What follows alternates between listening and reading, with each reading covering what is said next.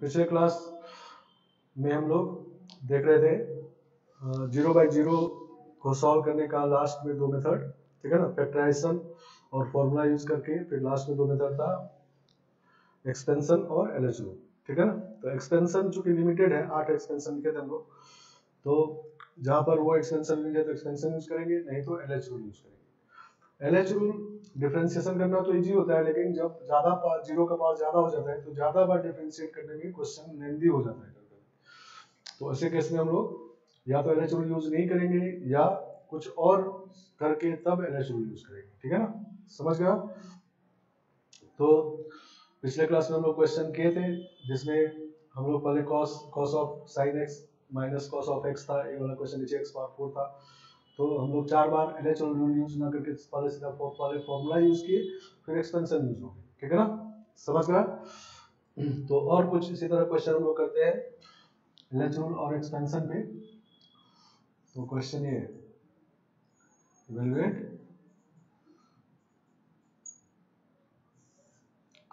Limit x tending to 1 है, ठीक है ना, n x का power n plus 1 minus n plus 1x plus 1 upon e का पावर x माइनस e और साइन पाई x।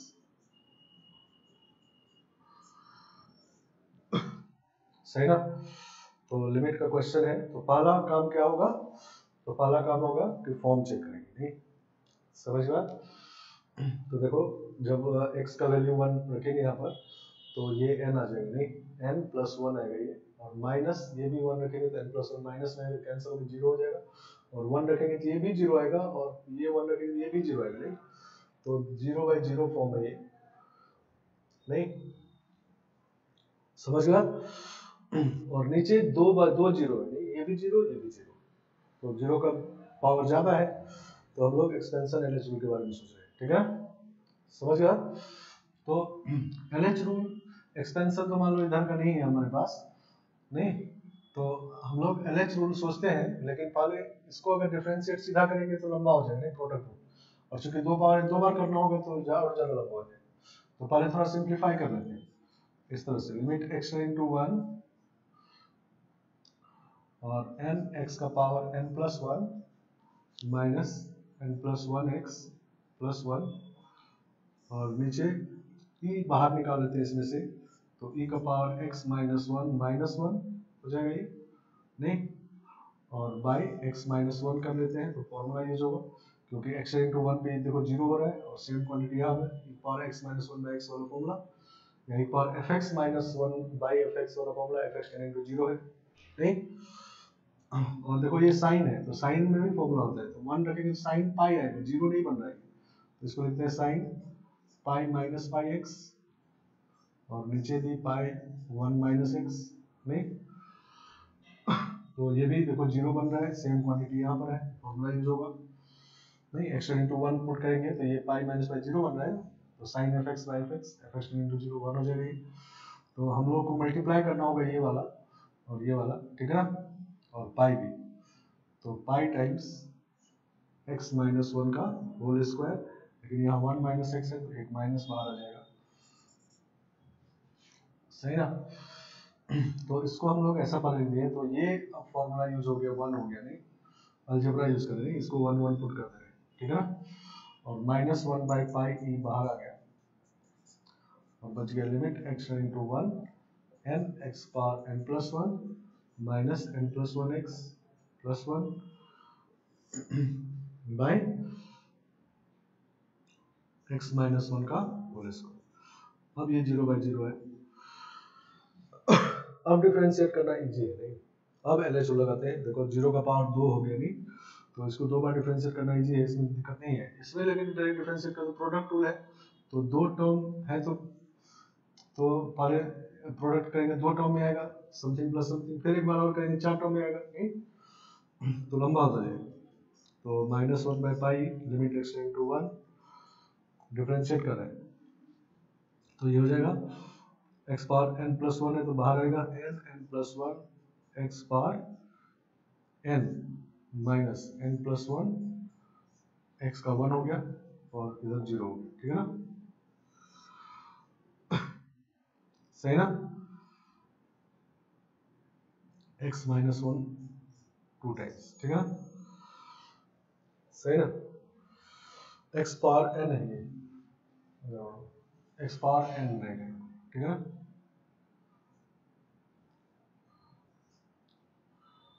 तो यहाँ पर n x power n minus one हो जाएगा, सही ना। अब अगर फिर से वन पुट करेंगे, देखो n प्लस वन, ये वन हो गया, ये भी n प्लस वन हो गया, तो कैंसिल हो जाएगा, नहीं जीरो हो जाएगा, जीरो बाई जीरो फिर से आ गया, नहीं सिर्फ x रखे होते तब जीरो नहीं बनता, तो गड़बड़ हो जाता, ठीक है ना, तो इसलिए x पावर n होना चाहिए, ठीक है ना। चलो तो एक बार फिर से लगाते हैं एलएच रूल, फिर से जीरो बाई जीरो है,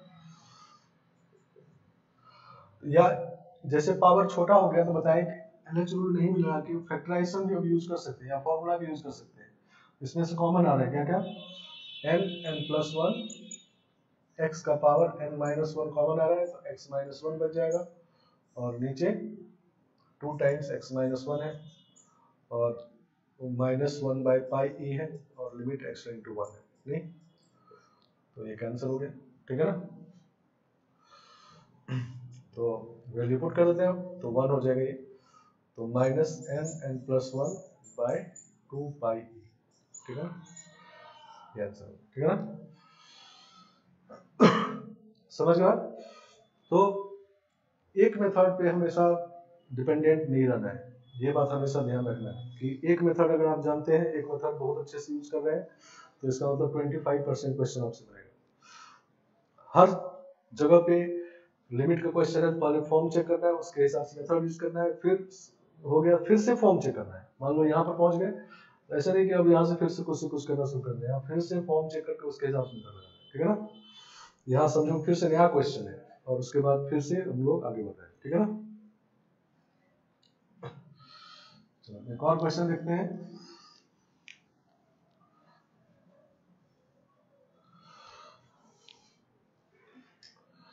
सेकेंड नंबर ये है, limit x to y, x का पावर y माइनस y का पावर x अपॉन x का पावर x माइनस y का पावर y, x y सब पॉजिटिव है, ठीक है ना।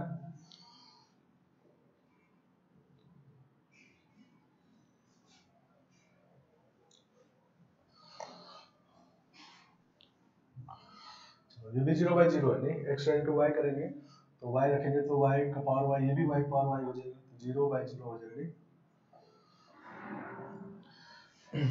तो इसमें वेरिएबल कौन है, x इंटू टू लिखते हैं तो ये वेरिएबल है, नहीं ये कांस्टेंट होता है, तो x इंटू वाई है तो ये वेरिएबल x है, y कांस्टेंट है, ठीक है ना, समझ गया।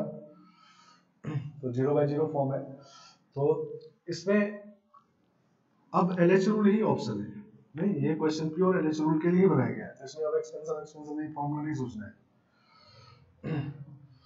तो यूज एलएच रूल, ठीक है ना।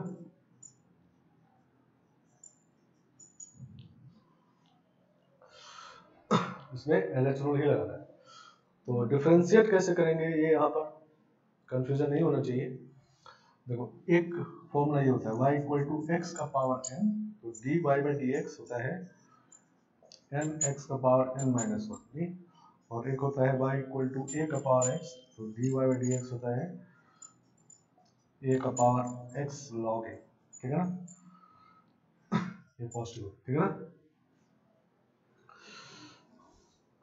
मतलब ये है वेरिएबल का पावर कांस्टेंट, नहीं ये है कांस्टेंट का पावर वेरिएबल, ठीक है ना।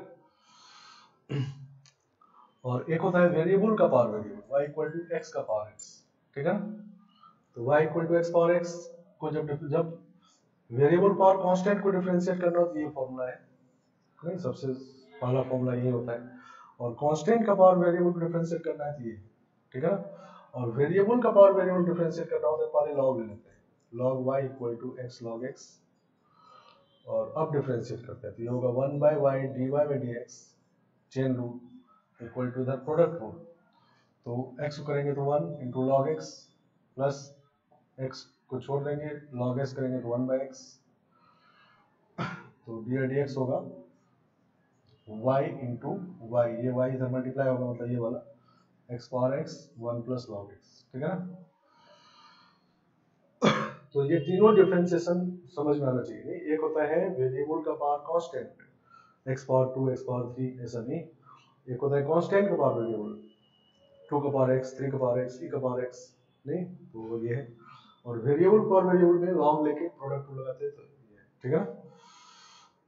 चलो, तो इसमें वेरिएबल x है, नहीं तो ये है आपका वेरिएबल का पावर कांस्टेंट, ये है कांस्टेंट का पावर वेरिएबल, और ये है वेरिएबल पावर वेरिएबल, ये तो कांस्टेंट है, कांस्टेंट पावर कांस्टेंट कांस्टेंट, ठीक है ना। तो जब LHO लगाएंगे इसमें तो ये ऐसा हो जाएगा, लिमिट x इनटू y, ये वेरिएबल का पावर कांस्टेंट है, मतलब ये वाला फॉर्मूला लगेगा y x y minus 1 minus ये कांस्टेंट का पावर वेरिएबल है, नहीं तो y का पावर x log y, और नीचे x power x variable power variable, तो ये है x power x 1 plus log x और माइनस ये 0, ठीक है ना। पुट कर देते हैं value x into y, x का वैल्यू y पुट कर देंगे तो हो जाएगा y इंटू वाई का power y minus 1 minus y का पावर y log y, और नीचे भेजेगा y का power y 1 plus log y, ठीक है ना। x इंटू वाई, x का वैल्यू y पुट कर, तो ये भी y का पावर y ही है, तो y का पावर y कॉमन हो जाएगा, कैंसिल हो जाएगा, तो 1 minus log y upon 1 plus log y, ये आंसर हो गया। इसको हम लोग ऐसा लिख सकते हैं log e बाय y, और नीचे लिख सकते हैं log e y, ये भी लिख सकते हैं, ठीक है। और इसको ऐसा लिख सकते हैं log base e by y, तो सारे आंसर सही है। ये भी आंसर में ऑप्शन हो सकता है, ये भी हो सकता है, ये भी हो सकता है, देखिए बात, ठीक है। चलो, तो ये प्योर LH रूल को डिफरेंशियल क्वेश्चन था, डिफरेंशिएट करने वाला था, तो डिफरेंशियल कौन सा फॉर्मूला यूज करना है ये पता होना चाहिए, ठीक है ना, समझ गया।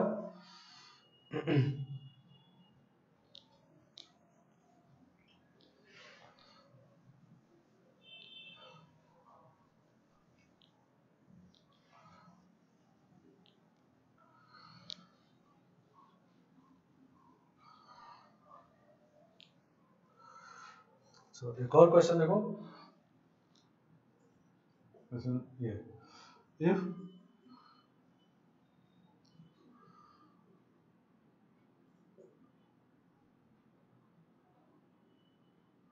f1 is 2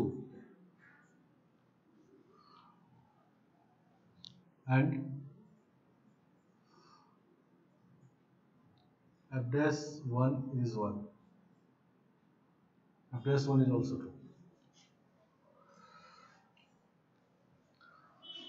ठीक है।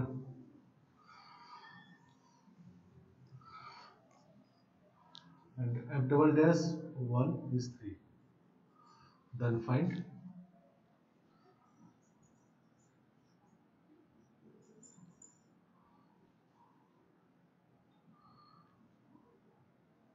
f1 is 2, f dash 1 is also 2, then find value of limit x tending to 1 fx minus 2x plus 3 भी कर देते हैं, प्लस 3 बाई x माइनस 1 का होल स्क्वायर, ऐसा है।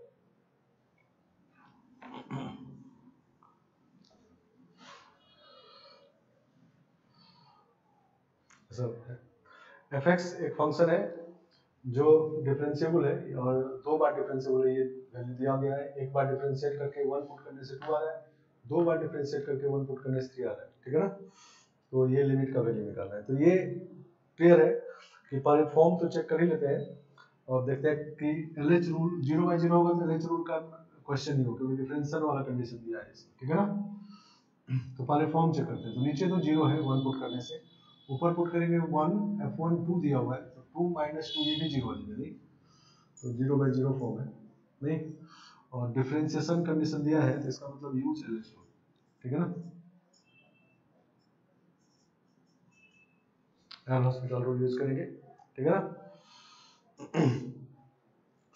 तो डिफरेंशिएट करते हैं with respect to X, X variable नहीं, तो limit x tending to 1 f dash x minus 2 upon 2 times x minus 1, ठीक है ना। अब फिर से वैल्यू रखते हैं, तो f dash 1 भी 2 है, तो फिर से 2 minus 2 0, नीचे भी 0, 0 by 0 नहीं, तो फिर से नया क्वेश्चन हो गया, फिर से डिफरेंशिएट करेंगे क्योंकि वो भी दिया हुआ है, तो फिर से यूज LH रूल,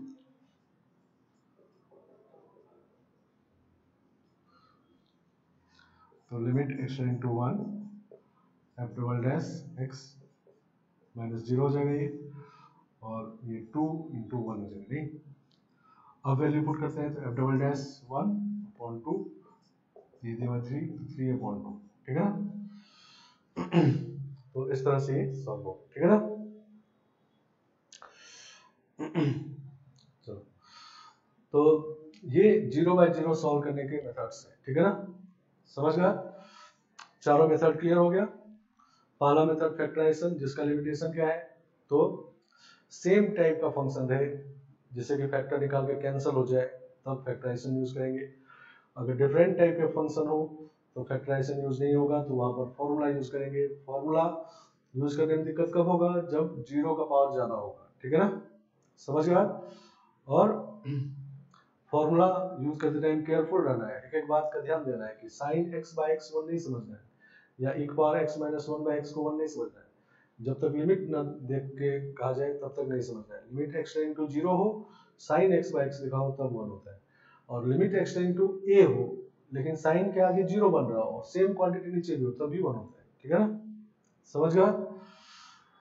तो फॉर्मूला है, और जब फॉर्मूला यूज करने में दिक्कत हो तो उसके बाद दो रूल हमारे पास पैरेलल चलता है, एक्सपेंशन और LH रूल, ठीक है ना। जहां जहां एक्सपेंशन होगा वहां एक्सपेंशन लिखेंगे, जब एक्सपेंशन नहीं होगा तो LH रूल, ठीक है ना। तो सबसे ज्यादा बड़ा मेथड यही है, 0 by 0 के बीच में 4 मेथड है। अब जैसा पीछे बात किए थे हम लोग की इनफाइनाइट बाय इनफाइनाइट में 2 ही मेथड होते हैं, ठीक है ना, उसमें से एक तो LH रूल है, ठीक है ना, लेकिन वो अल्टरनेट मेथड है, मेन मेथड दूसरा है। और LH रूल 0 by 0 में भी यूज कर सकते हैं और इनफाइनाइट बाय इनफाइनाइट में भी यूज कर सकते हैं। तो इनफाइनाइट बाय इनफाइनाइट का दूसरा रूल पढ़ेंगे हम लोग, और LH रूल पढ़ ही चुके हैं, तो 2 रूल वो है, और उसके बाद बाकी फॉर्म में कोई मेथड नहीं है, सिर्फ चेंज करना है, ठीक है ना, समझ गया। तो दूसरा फॉर्म पढ़ रहे हैं हम लोग सॉल्व करने के लिए, इनफाइनाइट बाय इनफाइनाइट, ठीक है ना। चलो, तो यहाँ कुछ ये लिमिट आप पिछले लेवल में सॉल्व किया, लेकिन अभी और ध्यान से सॉल्व करते, समझ के सॉल्व करते हैं, तो क्वेश्चन समझते हैं इसको। Limit x tending to infinite 2x square plus minus 3x plus 1 upon 3x square plus 2x minus 3 minus 4। चलो इसका फॉर्म चेक करते हैं पहले। तो फॉर्म चेक करेंगे तो इनफाइनाइट बाय इनफाइनाइट, ठीक है ना, सही ना। चलो इनफाइनाइट बाय इनफाइनाइट का पहला मेथड क्या है, दूसरा मेथड तो LH रूल है, पहला मेथड क्या है ये समझते हैं। तो बहुत सिंपल सी बात है कि पहले ये समझना है आपको कि न्यूमरेटर वाला इनफाइनाइट किसके कारण हुआ है, इसके कारण, इसके कारण, या इसके कारण। तो इसके कारण हुआ है, नहीं, ये बात क्लियर होना चाहिए। जब x टेंडिंग टू इनफाइनाइट है, मतलब इनफाइनाइट मतलब बहुत बहुत बड़ा, जितना आप सोच सकते हैं उससे भी बहुत बहुत बड़ा होता है जब x, तो इसके सामने ये नेग्लिजिबल है, ठीक है ना। मान लो हम रखते हैं x का वैल्यू, यहाँ पर x का वैल्यू या x स्क्वायर का वैल्यू, ठीक है ना। तो जब ये 1 रखेंगे तो 1 रखेंगे इक्वल होगा, नहीं, 2 रखेंगे तो ये 4 होगा, 3 का डिफरेंस हो गया, और 3 रखेंगे तो 9 हो गया, 6 का डिफरेंस हो गया, नहीं। और अगर 10 रखेंगे तो 100 हो गया, नहीं, मतलब 90 का डिफरेंस हो गया, और 100 रखेंगे तो ये 10,000 हो जाएगा, तो और ज्यादा डिफरेंस हो गया। और हमारा x तो इनफाइनाइट है, नहीं, ठीक है ना, तो इनफाइनाइट है तो ये बहुत इससे बहुत ज्यादा इतना बड़ा होगा कि इसके सामने निग्लिजिबल होगा, नहीं समझ गया। तो जब x बहुत ज्यादा बड़ा हो जाए, जितना सोच सकते हो उससे बहुत बहुत बड़ा हो जाए, तो इसके सामने ये निग्लिजिबल है, तो सिर्फ ये समझेंगे कि इसके कारण इनफाइनाइट हुआ है, ठीक है ना, और डिनोमिनेटर इसके कारण हुआ है, समझ गया। तो इनफाइनाइट बाय इनफाइनाइट का पहला मेथड ये है कि न्यूमरेटर वाला इनफाइनाइट किसके कारण हुआ ये पहचानिए, ठीक है ना, और जिसके कारण हुआ उसको पहले बाहर निकाल दीजिए, ठीक है ना। तो इसको हम लोग ऐसा लिख लेते हैं, लिमिट x टू इनफाइनाइट, जिसके कारण इनफाइनाइट हुआ न्यूमरेटर उसको बाहर निकालो, 2 माइनस 3/x प्लस 1/x², और नीचे में x² बाहर निकालेंगे, 3 प्लस 2/x माइनस 4/x², ठीक है ना। तो ये जब बाहर निकल गया, तो अब अगर वैल्यू पुट करेंगे तो ये 0 हो जाएगा, तो 3/∞ 0, 1/∞² 0, ये 0 ये 0, तो 2/3 आंसर आ जाएगा, नहीं तो बहुत सिंपली इसका आंसर आ जाता है, ठीक है ना। तो सिर्फ इंपॉर्टेंट स्टेप कौन सा है कि न्यूमरेटर और डिनोमिनेटर किसके कारण इनफाइनाइट हुआ उसी को बाहर निकालना, वो ध्यान से समझना है। ये फंक्शन अलग अलग टाइप का भी तो नॉन रेशनल फंक्शन है, कभी एक्सपोनेंशियल होगा, तो किसके कारण हुआ ये पहले समझ लेना है, उसी को बाहर निकालना है, ठीक है ना। आगे समझ में, या ये भी कह सकते हैं जिसको बाहर निकालने से ज्यादा जीरो बन जाए, इनफाइनाइट सब हट जाए, उसको बाहर निकालेंगे, ठीक है ना। चलो, तो ये फर्स्ट है, ये कहते हैं बी। देखो दूसरा क्वेश्चन ये है,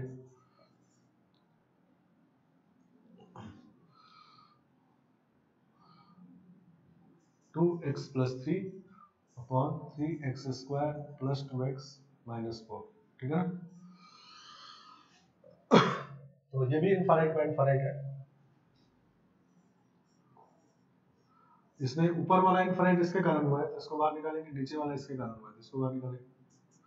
तो limit x to infinite, x बाहर निकालेंगे इसमें, 2 प्लस 3/x और x² बाहर निकालेंगे, 3 प्लस 2/x माइनस 4/x²।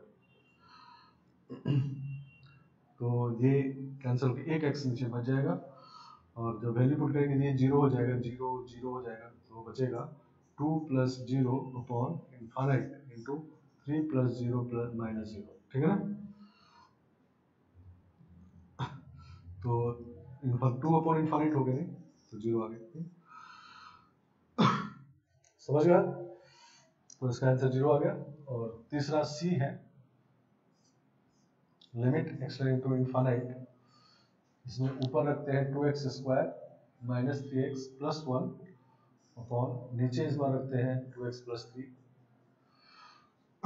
तो इस बार क्या होगा कि ऊपर x बच जाएगा, नहीं तो ऊपर इनफाइनाइट अपॉन 2 ऐसा कुछ आएगा, नहीं तो इनफाइनाइट आएगा, नहीं तो दिस इज इनफाइनाइट, सही ना। ये यही जस्ट ऊपर हो जाएगा, ये इनफाइनाइट, ये 2 नीचे, तो इनफाइनाइट आ जाएगा, ठीक है ना।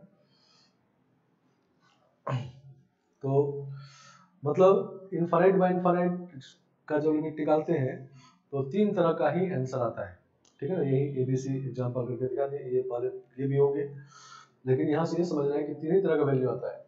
एक तो जब सारा इनफाइनाइट कैंसिल हो जाता है तो नॉन जीरो फाइनाइट इसको कहते हैं, ठीक है ना। नॉन जीरो फाइनाइट आंसर आता है, नॉन जीरो फाइनाइट, ठीक है ना।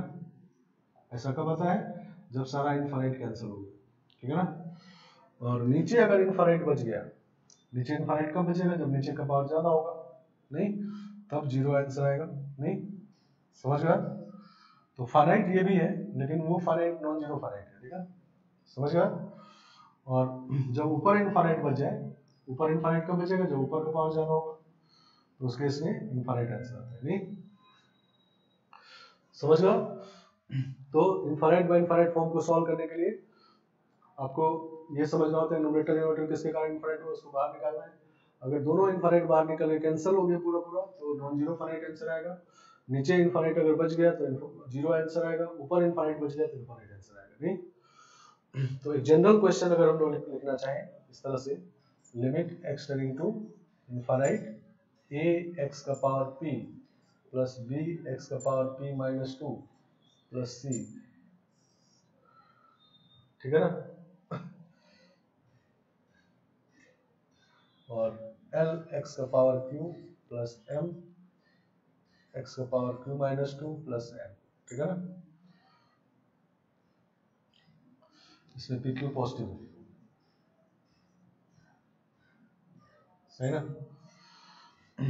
तो अब पी क्यू पॉजिटिव है तो इनफाइनाइट का power positive, infinite by infinite होगा नहीं। तो इसका आंसर क्या क्या आ सकता है। तो हम लोग ऊपर वाला इनफाइनाइट इसके कारण हुआ है, एक्स पावर पी कारण, नीचे वाला इनफाइनाइट एक्स पावर क्यू कारण हुआ है, ठीक है ना। तो p और q अगर दोनों इक्वल हो जाए तब तो सारा इनफाइनाइट कैंसिल होके a बाय l आंसर आ जाएगा, ठीक। सही ना, जैसे यहाँ पर 2/3 आ गया तो वहां पर a बाय l आ जाएगा, ठीक है ना। तो this is equal to a by l, ये कब होगा when p equal to q, ठीक है ना। और जीरो कब होगा, जब नीचे इनफाइनाइट बच जाएगा। नीचे इनफाइनाइट कब बचेगा, जब q बड़ा होगा p से।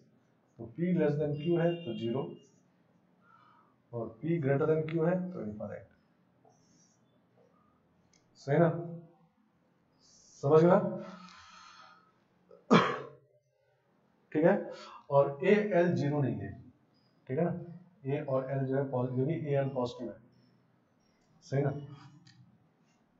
मतलब ए बाय एल इसमें सही है, ए अगर एल जीरो होगा तो अनडिफाइंड हो जाएगा ये, ठीक है ना। तो ए और एल जीरो नहीं है, पॉजिटिव। अगर नेगेटिव होगा तो ये माइनस इनफाइनाइट भी आ सकता है, ठीक है ना, समझ गया। तो ए एल को हम लोग पॉजिटिव कर लेते हैं और पी क्यू भी पॉजिटिव, ठीक है ना। समझ गए, पी क्यू पॉजिटिव है तो सबसे बड़ा पावर ये है, उससे छोटा ही पावर है, तो इसको बाहर निकालेंगे, इसमें इसको बाहर निकालेंगे तो सारा कैंसिल हो जाएगा। तब ये इस तरह का आंसर होगा, नॉन जीरो फाइनाइट। जीरो होगा जब डिनोमिनेटर में इनफाइनाइट बच जाएगा, कब बचेगा जब क्यू बड़ा होगा पी से, और ऊपर में इनफाइनाइट बचेगा, मतलब पी ग्रेटर देन क्यू होगा तो इनफाइनाइट आ जाएगा, ठीक है ना। चलो नेक्स्ट क्वेश्चन देखो।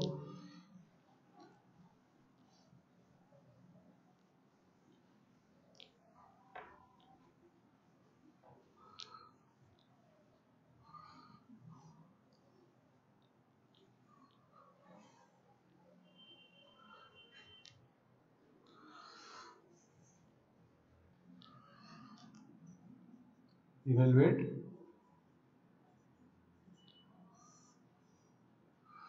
Limit n tending into infinity, 2 का पावर n माइनस 3 का पावर n प्लस 7 का पावर n प्लस 1 अपॉन 3 का power n plus 5 power n upon 7 power n, ठीक है ना।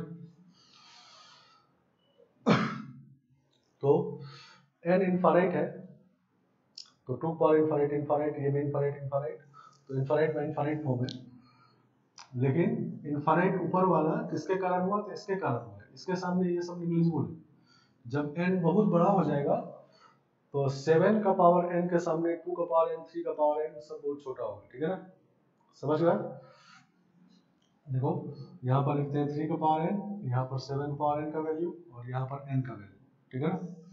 तो जब n का वैल्यू 1 रखेंगे तो ये 3 और 7 होगा, 4 का डिफरेंस है, नहीं n का वैल्यू 2 रखते हैं तो ये 9 होगा, ये 49 होगा, तो 40 का डिफरेंस होगा, नहीं। n का वैल्यू इसी तरह से बढ़ाते जाएंगे, 3 रखेंगे तो ये 27 होगा, और ये काफ़ी बड़ा हो जाएगा 7 9, ठीक है ना, इंटू 7 करेंगे तो 3 आ जाएगा, और ऐसा आ जाएगा, नहीं बहुत ज़्यादा डिफरेंस हो गया। तो हमारा n इनफाइनाइट है, मतलब इससे काफ़ी काफ़ी बहुत बड़ा है, तो इसके सामने ये निग्लिजिबल है, ठीक है ना। तो यही बात समझना है कि इस बार जो n टेंडिंग टू इनफाइनाइट में ये इनफाइनाइट हो रहा है, वो इसके कारण नहीं हो रहा है, इसके कारण हो रहा है, ठीक है ना। तो इसको बाहर निकालना है 7 पावर n, और यहाँ भी ये 7 पावर n, ठीक है ना। तो limit n tending to infinity, ये 7 पावर n बाहर आ गया, तो ये हो जाएगा 2/7 power n minus 3/7 power n plus 7, और नीचे भी 7 पावर n बाहर निकालेंगे, 3/7 power n plus 5/7 power n और प्लस 1। तो ये 7 पावर n कैंसिल। अब देखो ये 2/7, 1 से छोटे क्वांटिटी का इनफाइनाइट पावर है, नहीं। तो 1 से छोटे क्वांटिटी का इनफाइनाइट पावर 0 होता है। नहीं, मान लो 2/7 पावर x का ग्राफ एक्सपोनेंशियल है, नहीं तो ग्राफ लिखेंगे तो इनफाइनाइट के पास जब x इनफाइनाइट होगा तो ये 0 की तरफ टेंड करता है। नहीं, तो जब ये इनफाइनाइट होगा तो ये पूरा 0 होगा।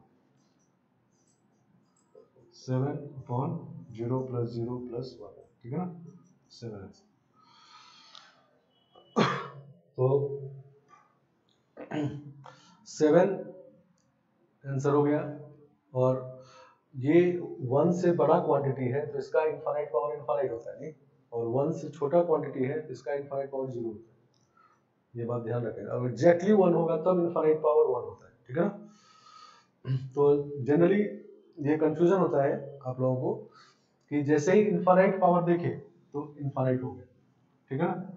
तो इनफाइनाइट पावर होने से इनफाइनाइट नहीं होता, किस क्वांटिटी का इनफाइनाइट पावर है उस पर डिपेंड करता है। यहाँ नोट करके लिख रहे हैं, ठीक है ना, कि मान लो हमको चाहिए limit n tending to infinity x square का पावर है, ठीक है ना, मतलब x पावर 2 है, ठीक है ना। तो आप जनरली क्या करते हो, जैसे ही पावर इनफाइनाइट देखे तो करते हैं इनफाइनाइट हो गया, ठीक है ना, ऐसा नहीं होता। तो जब भी वेरिएबल का इनफाइनाइट पावर आ जाए तो तीन बात होगा। अगर एक्स स्क्वायर का वैल्यू 1 से बड़ा होगा तब ये 1 से बड़े क्वांटिटी का इनफाइनाइट पावर इनफाइनाइट होगा। नहीं, सही ना। और अगर एक्स स्क्वायर का वैल्यू एग्जैक्टली 1 होगा तो एग्जैक्ट 1 का पावर इनफाइनाइट 1 हो जाए, ठीक है ना। और जब एक्स स्क्वायर का वैल्यू लेस देन 1 होगा तब इनफाइनाइट पावर 0 हो जाए, ठीक है ना। समझ गए। तो जब पावर में इनफाइनाइट हो तो वहां सचेत रहना है, ठीक है ना। पहले ये डिसाइड करना है कि किस क्वांटिटी का पावर इनफाइनाइट है, ठीक है ना। अगर वेरिएबल क्वांटिटी का इनफाइनाइट है तो तीनों केस बनाएंगे, ठीक है ना। और अगर किसी फिक्स क्वांटिटी का इनफाइनाइट तो देखेंगे कि 1 से बड़ा है 1 से छोटा है एग्जैक्टली 1 है, ठीक है ना, और उसके हिसाब से लिखेंगे, ठीक है ना। जैसे मान लो हमको ये क्वेश्चन मिला होता,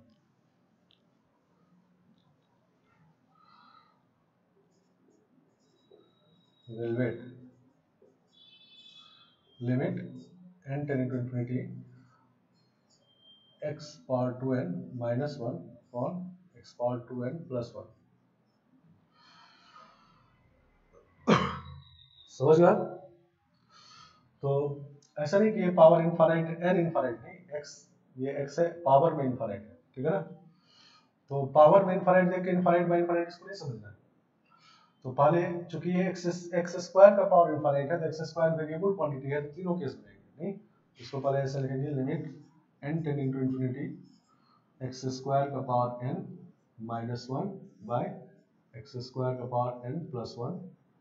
और अब जब x स्क्वायर 1 से बड़ा होगा तब ये इनफाइनाइट बाय इनफाइनाइट फॉर्म होगा, फिर इसको बाहर निकालेंगे तो हमारा आंसर आ जाएगा, ठीक है ना। नहीं नहीं, तो इस वाले केस में ये इनफाइनाइट बाय इनफाइनाइट फॉर्म, ठीक है ना। फिर इनफाइनाइट बाय इनफाइनाइट वाला काम करेंगे, इसके कारण इनफाइनाइट होगा तो बाहर निकालेंगे, फिर सॉल्व करेंगे तो 1 आ जाएगा। और लेकिन अगर x स्क्वायर इक्वल टू 1 आ जाए तब एग्जैक्टली 1 का पावर इनफाइनाइट 1 होगा तो 1 माइनस 1 0 हो जाएगा, ठीक है ना, सही ना। और नीचे 2 है तो 0.20। और x स्क्वायर अगर 1 से छोटा हुआ, x स्क्वायर अगर 1 से छोटा हुआ तो 1 से छोटे क्वांटिटी का इनफाइनाइट पावर 0 होता है, तो 0 हो गया, ये 0 हो गया तो माइनस 1 आंसर है, सही ना। तो पावर मतलब इनफाइनाइट बाय इनफाइनाइट क्वेश्चन तो इजी होता है, नहीं, लेकिन इसमें इनफाइनाइट किसके कारण हो रहा है या हो रहा है कि नहीं ये देखने में दिक्कत होता है, ठीक है ना। वहाँ तो कंफ्यूज नहीं करना है। तो जो फर्स्ट क्वेश्चन था एक्स स्क्वायर वाला उसमें तो आपको समझ में आता है, लेकिन जब पावर में इनफाइनाइट होता है, ठीक है ना, तो पावर में इनफाइनाइट होने से हमेशा इनफाइनाइट नहीं होता, ये बात ध्यान रखना है, ठीक है ना। तो पावर में इनफाइनाइट होने से तीन बात होता है, ठीक है ना। तो कैसा क्वांटिटी है और किसका पावर इनफाइनाइट है उस पर डिपेंड करता है तीन तरह से, ठीक है ना। उसी तरह से एक और कंफ्यूजन होता है आपको कि जब इनफाइनाइट किसी क्वांटिटी मल्टीप्लाई हो जाता है तो आप समझते हैं इनफाइनाइट हो गया। नहीं, मान लो k इंटू इन्फाइनाइट है, ठीक है ना। तो इसका वैल्यू क्या होगा, अगर k का वैल्यू 0 हो गया, नहीं k अगर 0 हो गया, एग्जैक्टली 0 हो गया तो 0 हो जाएगी, ठीक है ना। और k का वैल्यू निगेटिव आ गया, k का वैल्यू निगेटिव आ गया तो माइनस इन्फाइनाइट, ठीक है ना। और k अगर पॉजिटिव है तो प्लस इन्फाइनाइट, ठीक है ना। समझ गया। तो ये मल्टीप्लिकेशन में भी कंफ्यूजन होता है, पावर में कंफ्यूजन होता है, ठीक है ना। पावर में जब इनफाइनाइट होता है या इनफाइनाइट मल्टीप्लाई होता है तो आप समझ लेते हैं कि ये इनफाइनाइट हो गया, जो कि हमेशा नहीं भी हो सकता है, ठीक है ना। चलो, तो इनफाइनाइट बाय इनफाइनाइट क्वेश्चन को इस तरह से ट्विस्ट किया जाता है, नहीं कि थोड़ा सा गच्चा खा जाए और गलत कर दे, ठीक है ना। तो पावर वाले में जब इनफाइनाइट हो तो इस वाले में इनफाइनाइट बाय इनफाइनाइट फॉर्म है, लेकिन इनफाइनाइट किसके कारण हुआ पहचानना है। और हर पावर जब इनफाइनाइट होता है तो इनफाइनाइट नहीं होता, तो वहां पर सचेत रहना है, ठीक है ना।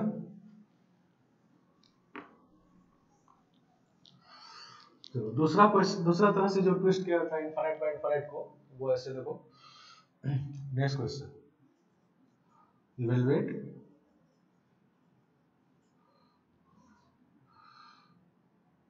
Limit x tending to minus infinite 2x plus 3 upon under root of x square minus 5x plus 4।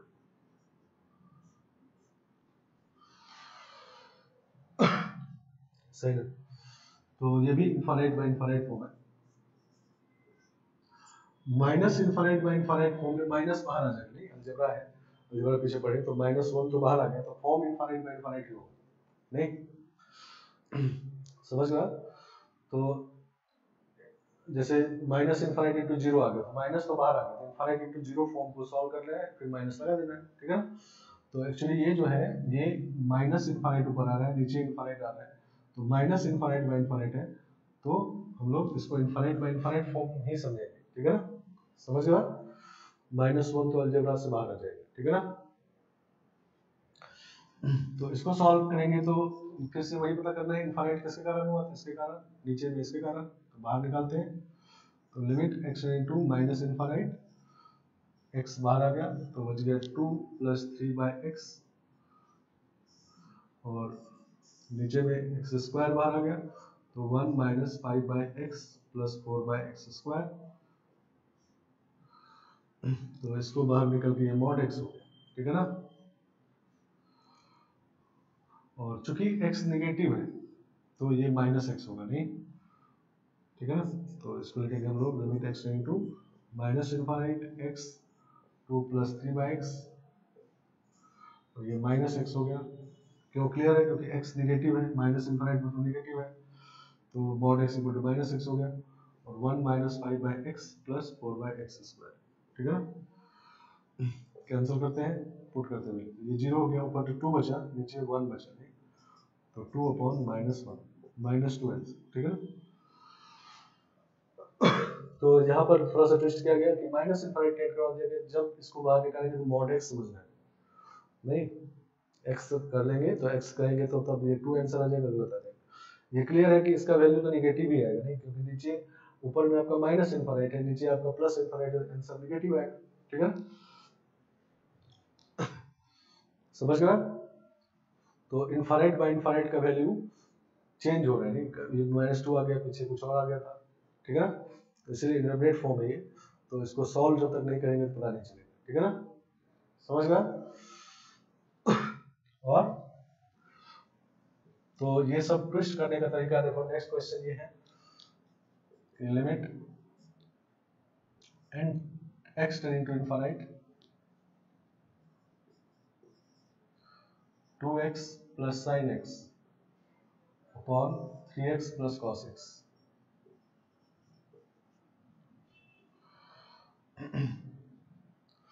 तो इनफाइनाइट पुट करेंगे तो इनफाइनाइट, ये इनफाइनाइट, इनफाइनाइट बाय इनफाइनाइट, नहीं ये तो आपका -1 से 1 में है, नहीं इससे कोई फर्क नहीं पड़ता, इनफाइनाइट इसके कारण हुआ, ये बात समझना है, ठीक है ना। इसको बाहर निकालना है, इसको बाहर निकालना है। तो limit x into infinite x बाहर निकालेंगे ऊपर तो 2 plus sine x by x, और नीचे एक्स बाहर निकालेंगे 3 plus cos x by x. ये आंसर हो गया नहीं? जिसके कारण इनफाइनाइट हो रहा था उसको बाहर निकालिए। अब ये 1 होगा क्या? Sign x by x, sign x by x 1 नहीं होता। साइन एक्स बाई एक्स 1 कब होता है? जब एक्स टेंड टू 0 होता है, यहाँ एक्स टेंड टू इनफाइनाइट है। तो क्या होगा देखो, जब एक्स टेंड टू इनफाइनाइट होगा तो ये वैल्यू तो -1 से 1 में ही होगा, कुछ भी होगा -1 से 1 नहीं। तो -1 से 1 के क्वांटिटी में इनफाइनाइट से डिवाइड करेंगे तो 0 आएगा, ठीक है ना? ये इंटरनेट फॉर्म नहीं है, ठीक है ना? इसको इजीली कर सकते हैं कि -1 से 1 में कोई भी क्वांटिटी ले लो और उसको इनफाइनाइट से डिवाइड करो तो 0 ही आएगा, ठीक है ना? तो ये 0 है नहीं, ये भी 0 है उसी तरह से, ठीक है ना? तो आंसर हो गया 3/2 नहीं। ऐसा नहीं कर देना कि 2 + 1 3/3 कर दिए तो 1 हो गया नहीं। तो साइन एक्स बाई एक्स 1 नहीं होता, sine x by x x tending to 0 होता तो 1 होता, यहाँ एक्स टेंडिंग टू इनफाइनाइट है तो इस केस में ये इंटरमीडिएट फॉर्म नहीं है, इसको सीधा वैल्यू पुट करोगे तो 0 आ जाएगा, ठीक है ना? आया बात समझ में?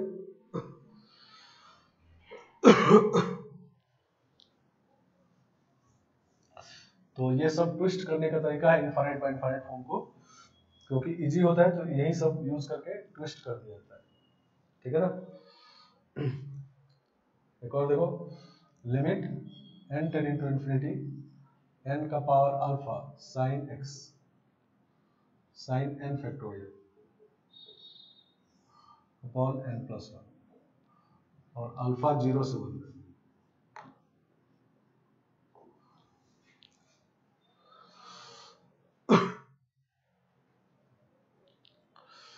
सही ना?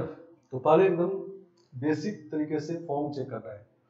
देखो ये वैल्यू कुछ भी होगा -1 से 1 में रहेगा नहीं, इनफाइनाइट है ये, इसके कारण इनफाइनाइट है, और ये इनफाइनाइट का पावर पॉजिटिव है नहीं, तो ये इनफाइनाइट है, ठीक है ना? तो इनफाइनाइट बाय इनफाइनाइट है और ये -1 से 1 में कुछ भी है, ठीक है ना? समझ गया? तो पहले इनफाइनाइट बाय इनफाइनाइट पे आते हैं, इसको सॉल्व करते हैं, इसको अलग से निकालेंगे, -1 से 1 में रहेगा, ठीक है ना? ये इनफाइनाइट बाय इनफाइनाइट में नीचे का पावर 1 है, ऊपर का पावर अल्फा 1 से छोटा है, तो इसका मतलब ये 0 आएगा नहीं, नीचे का पावर ज्यादा है ना तो 0 आएगा, ऊपर पावर कम है, अल्फा लिखा हुआ है लग रहा है बड़ा सा, लेकिन अल्फा तो 1 से छोटा है, सही ना? तो ये पूरा पार्ट आपका 0 हो गया, और इनटू ये -1 से 1 का क्वांटिटी है, ठीक है ना? तो 0 ही आएगा, ठीक है ना? तो 0 आ गया नहीं। तो ये सब ट्विस्ट करने का तरीका हो गया।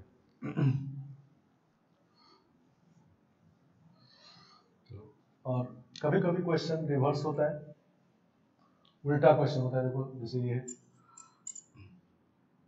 लिमिट, ऐसा क्वेश्चन ये है, if limit x tend to infinite ax² + 1 upon 2x + 1 minus b x, ठीक है, is equal to 3, then find a and b।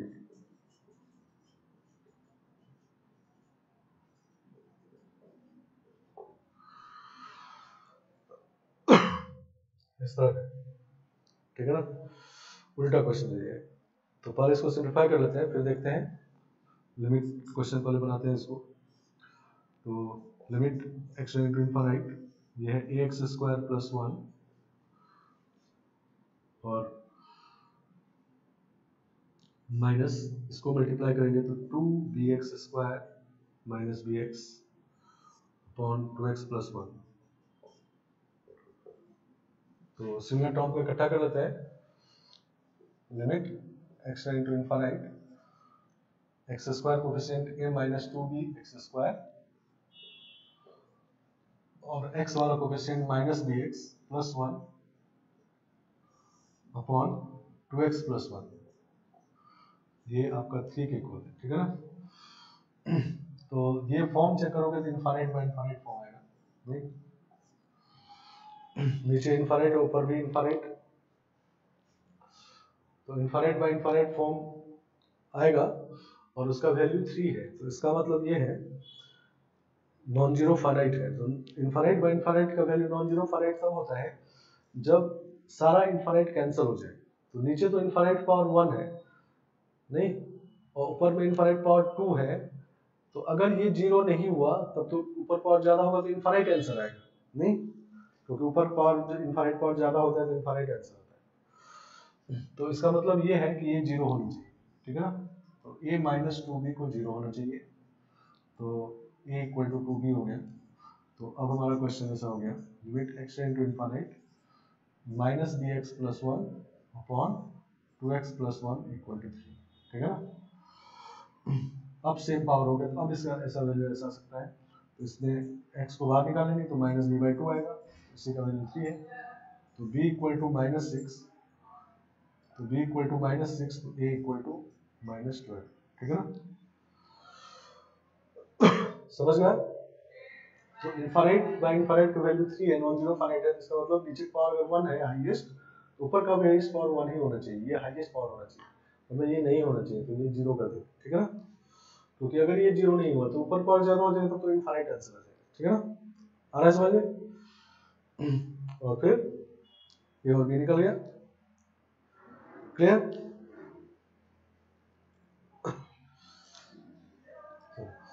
तो first method infinite by infinite का मेन मेथड ये है। दूसरा मेथड जब अलग अलग टाइप का फंक्शन हो जाता है तो कैंसिल तो नहीं कर पाएंगे, तो वहां पर एलएचओ यूज करेंगे, ठीक है ना।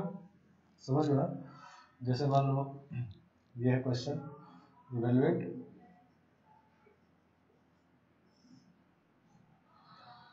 Limit x into infinite log x upon 2x plus 1, तो ये भी इनफाइनाइट, ये भी इनफाइनाइट, तो इसमें ये तो पता चल रहा है कि इनफाइनाइट इसके कारण हुआ, इसमें इसके कारण हुआ, लेकिन कैंसिल नहीं होगा इसमें, तो इसमें यूज है एलएचओ।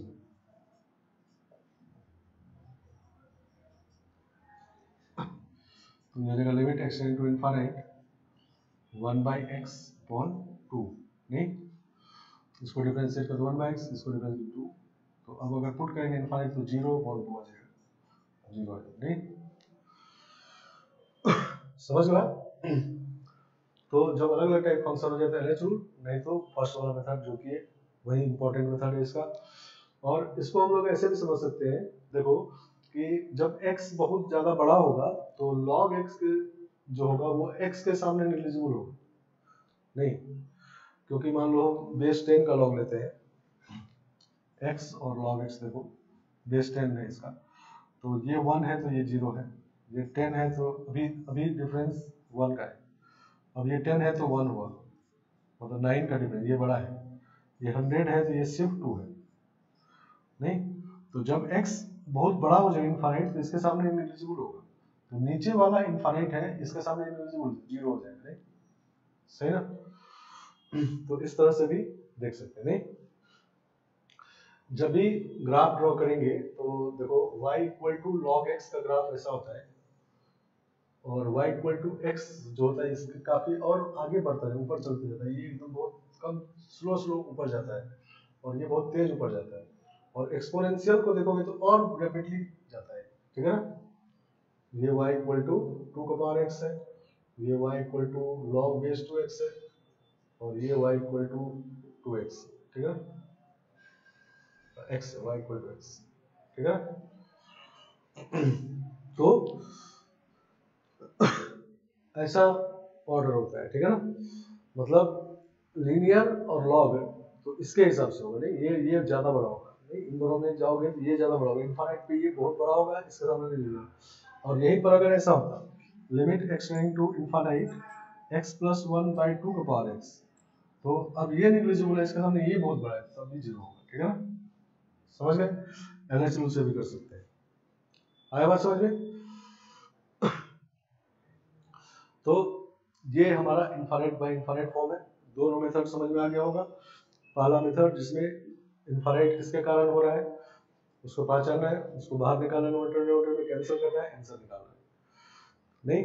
कुछ बात कंफ्यूजन नहीं होना चाहिए, इनफाइनाइट पावर देख के हमेशा इनफाइनाइट नहीं समझना है, इनफाइनाइट मल्टीप्लिकेशन हो जाए तो हमेशा इनफाइनाइट नहीं समझना है, ठीक है ना, समझ गया।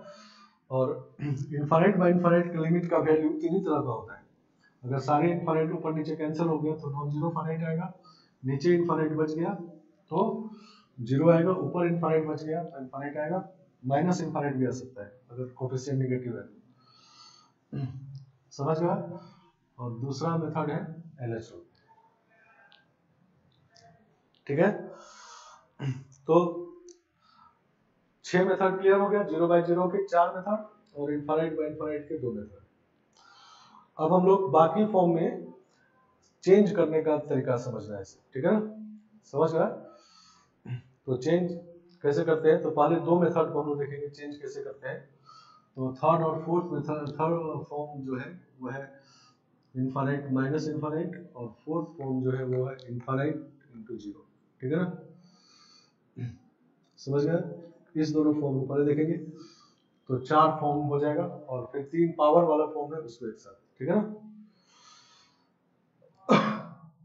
तो देखो चेंज करते हैं, क्वेश्चन समझते हैं। इवेलुएट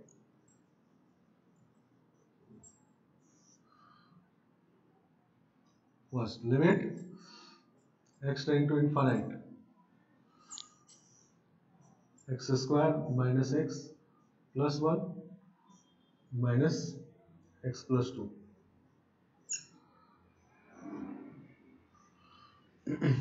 इसका फॉर्म चेक करेंगे तो आएगा इनफाइनाइट माइनस इनफाइनाइट, नहीं इनफाइनाइट माइनस इनफाइनाइट। अगर यहाँ पर प्लस होता तो इनफाइनाइट प्लस इनफाइनाइट आता, तब तो इनफाइनाइट हो जाता, नहीं infinite plus infinite intermediate form नहीं है, वो इनफाइनाइट ही होगा। लेकिन infinite minus infinite intermediate form है, इसका वैल्यू कुछ भी हो सकता है, सॉल्व करके पता चलेगा। ये कभी 0 भी आ जाए, कभी 2 भी आ जाए, कभी इनफाइनाइट, कभी माइनस इनफाइनाइट, कुछ भी आ सकता है, ठीक है ना। तो इसको हम लोग चेंज करना है हम लोगों को, या तो 0 बाय 0 या इनफिनिटी बाय इनफिनिटी में। तो उसके लिए इसको रेशनलाइज कर लेते हैं, क्योंकि अभी तो न्यूमरेटर में है खाली, और 0 बाय 0 या इनफिनिटी बाय इनफिनिटी न्यूमरेटर में दोनों होना चाहिए, ठीक है ना। तो रेशनलाइज कर लेते हैं इसको। तो रेशनलाइज करेंगे तो ये हो जाएगा x square minus x plus 1 और माइनस एक्स प्लस 2 का होल स्क्वायर, मतलब इसे कॉन्जुगेट से मल्टीप्लाई कर दिए प्लस वाले से, तो ये ऐसा हो, सही ना। तो limit x tending to infinite minus x minus 4x तो माइनस 5x माइनस 3 अपॉन नीचे x square minus x plus 1 और प्लस एक्स प्लस 2। अब ये ऐसा हो गया, तो अब ये हो गया इनफाइनाइट बाय इनफाइनाइट,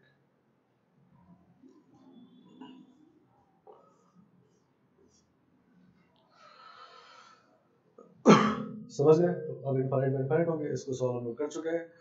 तो इसके कारण इनफाइनाइट है, इसको बाहर निकालते हैं। नीचे में यहाँ से एक्स स्क्वायर निकालेंगे तो मॉड एक्स आएगा, और एक्स पॉजिटिव है इस बार में, प्लस एक्स होगा, और इससे भी एक्स निकालेंगे।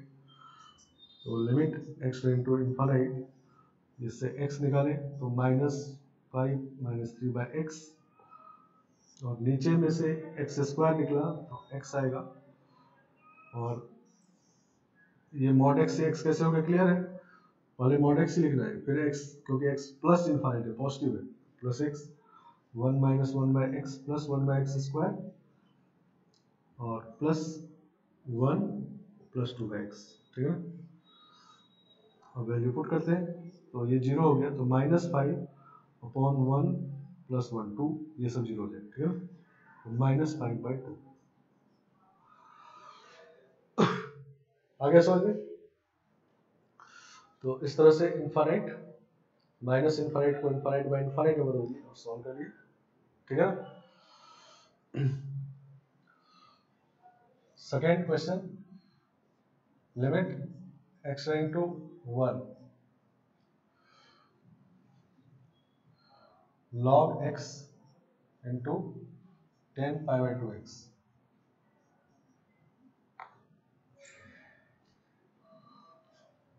सही ना। तो देखो फॉर्म चेक करते हैं, तो ये 0 हो गया, नहीं इनटू ये इनफाइनाइट हो गया, नहीं 0 प्लस माइनस इनफाइनाइट मतलब 0 इंटू इनफाइनाइट हो गया, 0 इंटू इनफाइनाइट फॉर्म है ये। तो इसको कैसे चेंज करना है? इसको चेंज करना इजी होता है। देखो अगर ये इनफाइनाइट को नीचे ले आएंगे तो 0/0 बन जाएगा, और 0 को नीचे ले आएंगे तो इनफाइनाइट/इनफाइनाइट हो जाएगा। जिसको लाना इजी होगा उसको ले आएंगे। तो इसको नीचे ले आते हैं कॉट बना के, नहीं तो ये ऐसा हो जाएगा limit x tending to 1 log x upon cot π/2 x, नहीं अब फॉर्म चेक करोगे 0/0 आ गया, सही है। तो 0/0 आ गया, सॉल्व कर लेंगे अब, नहीं LHO लगा देते हैं, 4 मेथड है उसमें से LHO लगाते हैं तो 1/x हो गई, और cot x का डिफरेंस होता है minus cosec square π/2x into π/2, ठीक है ना। वैल्यू पुट कर दे रहे हैं तो ये 1 हो जाएगा, cosec π/2 भी 1 होता है तो 2/π और माइनस रहेगा तो -2/π, नहीं समझ गया। यहाँ पर LH रूल यूज किए,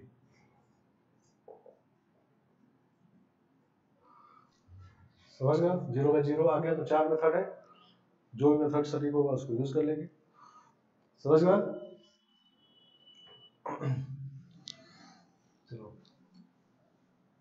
एक और क्वेश्चन देख लेते हैं।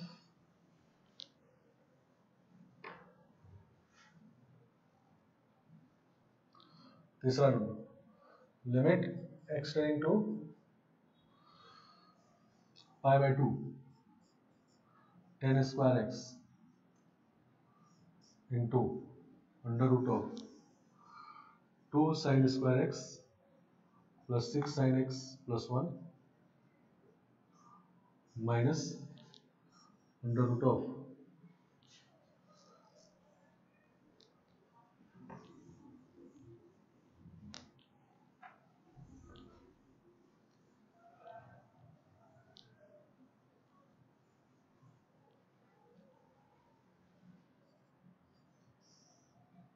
sin square x plus 3 sin x plus 5, ठीक है।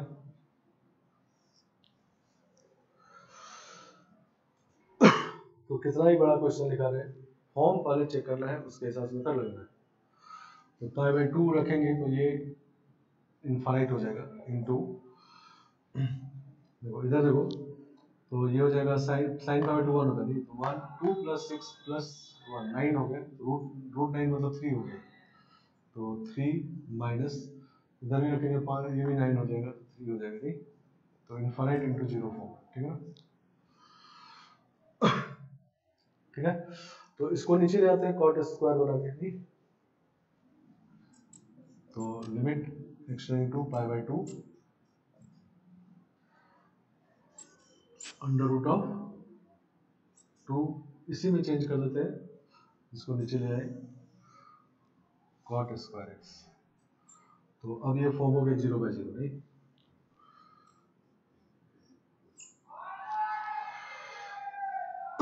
तो इस बार हम लोग फैक्टराइजेशन यूज करेंगे, नहीं तो सेम टाइप फंक्शन है, ऊपर रेशनलाइज कर लेते हैं, रेशनलाइज करते हैं, इसके प्लस वाले से मल्टीप्लाई करेंगे तो ये होगा 2 sin square x plus 6 sin x plus 1 और minus sin square x plus 3 sin x plus 5, और नीचे cot स्क्वायर x है और इसका प्लस वाला बच जाएगा, नहीं वो 0 नहीं हो रहा है, नहीं प्लस वाला तो क्या होगा 3 + 3 होगा तो 0 नहीं होगा, तो उसको ज़्यादा कंसंट्रेट के बाद वैल्यू पुट कर देंगे। तो ऊपर वाले को सिंप्लीफाई करेंगे तो sin स्क्वायर x और प्लस 3 sin x माइनस 4 आएगा, नहीं और नीचे cot स्क्वायर x है तो cos square x upon sin square x, ठीक है ना। और ये 3 + 3 6 है, और π/2 पुट करेंगे तो ये 1 है, तो 0 ये बन रहा है, ये बन रहा है, इस पे कंसंट्रेट करते रहना, फैक्टराइज करना है तो ये इसको फैक्टराइज कर सकते हैं। लिमिट x टेंडिंग टू π/2 ये होगा sin x प्लस 4 और sin x minus 1, sin x minus 1 और पाई बाई 2 इसमें पुट करेंगे तो 1 हो गया, और ये 1 माइनस कॉस स्क्वायर एक्स मतलब 1 minus sine x 1 plus sine x into 6, नहीं 6 यहाँ से आ गया तो ये जीरो वाला पार्ट कैंसिल हो गया, नहीं -1 बाहर आ गया, नहीं ये 1 माइनस साइन एक्स, ये साइन एक्स माइनस 1, तो पाई बाई 2 पुट करेंगे तो ये 5 अपॉन 12, नहीं 6 2, ये 2 भी है तो 6 to 12 pi upon 12 minus pi by 12, आगे बात समझ में। तो इस तरह से ये सॉल्व हो गया, नहीं 0/0 जैसे ही पहुंच गए तो उसके बाद चारों मेथड पे ध्यान देना है, ठीक है ना। तो 0/0 अभी खत्म नहीं हुआ है, हमेशा चलता रहेगा, क्योंकि मेथड दो ही जगह पे 0/0 infinite by infinite, infinite by infinite ज्यादा दिक्कत नहीं होता, 0/0 आएगा तभी दिक्कत होगा। तो जैसे ही पहला बात तो फॉर्म चेक करना है, उसके हिसाब से मेथड यूज करना है, 0/0 आ गया चारों मेथड पे सोचना है, ठीक है ना, समझ गया। तो इतना रखते हैं, नेक्स्ट क्लास में और क्वेश्चन करते हुए हम लोग आगे बढ़ेंगे।